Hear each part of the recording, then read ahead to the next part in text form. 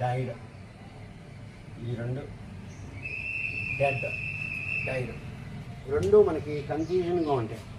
చాలామంది నేను చాలామందిని డెడ్ రాయాల్సిన చోట డైట్ రాస్తారు, డైట్ రాయాల్సిన చోట డెడ్ రాస్తారు. ఎందుకు అలా జరుగుతుంది అంటే చూద్దాం. చూడండి, మనకి ఇంగ్లీష్లో యాడ్జెక్టివ్స్, వెర్బ్స్ అని చెప్పి ఉంటాయి.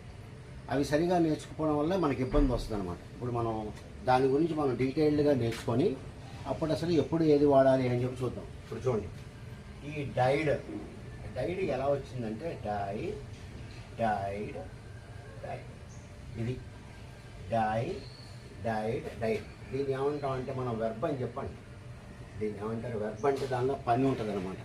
వెర్బ్ అంటే పని. డై అంటే చనిపోవడం అంటే పనే కదండి, అది కూడా పనే కదా డై అంటే. సో డైడ్, చనిపోయాడు. అతను చనిపోయాడు అంటానికి మనం ఏమి రాస్తాం? హీ డైడ్ అని.